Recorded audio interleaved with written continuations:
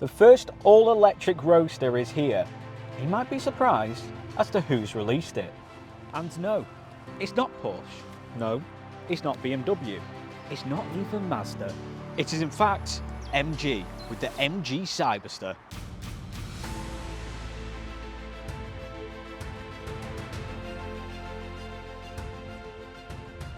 Now, if you know your motoring history, then you will know that the MG have a packed history of two-seater Roadsters. So bringing one back into their lineup, but with a modern revamp, kind of feels expected.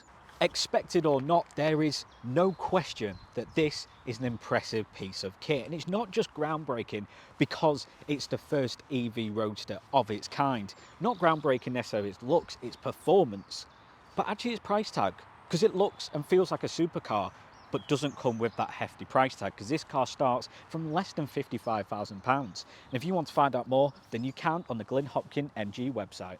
Now, truth be told, I am a little bit like a kid in the sweet shop. I'm a little bit giddy. I've been handed the keys to this for the afternoon, because what a machine, what great work MG have done. I mean, just look at this. It has that true supercar feel, but not necessarily for a supercar price. And I think that's one of the key selling points, because the looks speak for themselves. You don't need to sell this. Look at the front end of this car. This huge bonnet, massive dominant LED headlights, this almost aggressive smiler front end to it. It's just, this will turn heads all right, let me tell you. And to me, the MG Cyberster isn't necessarily just a car. It's not just a high-performing Roadster. To me, it's almost an intent and a look into the future. Because you see the likes of Hyundai have released a high-performing EV and the Ioniq 5N, and now MG have joined that group, but made an all-electric Roadster, the first of its kind, and for relatively affordable. So for all that being said, MG, I salute you. And I salute MG for the fact that they've not made a vain car. And by that, I mean, looks good on the outside, but in the inside is pretty naff. Because the performance of this car, well, I'll let you see for yourself.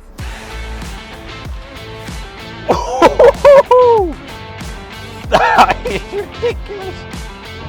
MG, what have you done? Oh my God! The face melter! The MG Cyberster can reach 0 to 60 in just 3.2 seconds, 496 horsepower, and it feels exquisite. The handling, the attention to detail when crafting this car. Oh my word, the sun's shining. I'm in an MG Cyberster. Can life get any better? Be hard to beat, let me tell you. This is a beastly machine. MG should be proud of this one. Oh, that super sport mode. It takes this car to another level. You have comfort then sport. Then you press that red button on your steering wheel and suddenly, I feel like I'm at the Monaco Grand Prix. This car just transforms at a flick of a switch. It goes from an already rather quick car to, I think I need to lie down.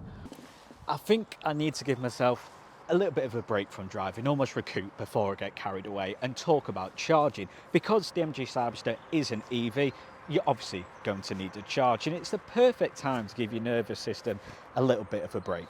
And I was pleasantly surprised when I found out that the MG Cyberster can do a max mile range of 316 miles. Because a high-performing car of this nature, 316 miles, is rather impressive. Now that is on the single motor. The dual motor still has a pretty usable range of 276 miles, so you're only losing about 30 miles between the two powertrains. Now this car supports 150 kilowatt fast charging, so you can get from 10 to 80% in just 38 minutes. So that means there's going to be less time charging and more time doing what the Cyberster was born to do: drive. The Cyberster just feels so much more than a car. It's a piece of automotive excellence. It's a look into the future that MG are really pioneering. To have an all-electric Roadster that's this good looking, somewhat this affordable, shows what's to come in the future. Because as I've said, the MG Cyberster starts from less than £55,000, and there are two specs to choose from, or should I say powertrains, because you have a single or dual motor. The single motor produces 0 to 60 time of 5 seconds, with the dual motor producing a 0 to 60 time of, well, pretty quick. Whoa! And the only real difference between them two is that performance. The single motor has rear wheel drive, dual motor, all wheel drive, but across the board, it's pretty much the same. The only other difference between the two powertrains comes in the form of the alloy wheels. Single motor, 19-inch wheels, dual motor, 20-inch wheels. Everything else about the car, bar the performance, bar the alloy wheels, bar the rear wheel or all-wheel drive system, is exactly the same. You're still going to get launch control with the single motor. You're still going to get a fully electric hood. And both powertrains even come with scissor opening doors. I mean, come on MG, you're showing off a bit now.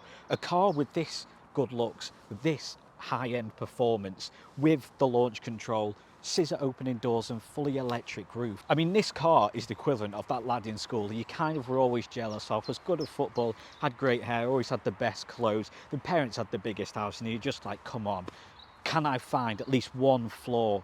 And I feel like I can't find any flaws when it comes to the MG Cyberster, because the interior is what you'd expect and more. Futuristic, modern, but also that true Roadster experience with these part Napa leather, part Alcantara seats. This centre console which comes out, which also has its own control panel via a touchscreen. It's got your clamp controls, got all driver settings and ambient lighting settings. When it comes to infotainment system, digital dash, well, it's displayed in this almost trifecta of screens. You have two 7-inch touchscreens, then with your digital dash, dual controlled by controls on this leather wrapped steering wheel. I mean, this is just true car excellence. This isn't just an everyday car, this is something special. And I think MG are really on something special when it comes to this. But less of the MG Cyberster fanboy moment and back to the actual car. Come on Adam, keep it together.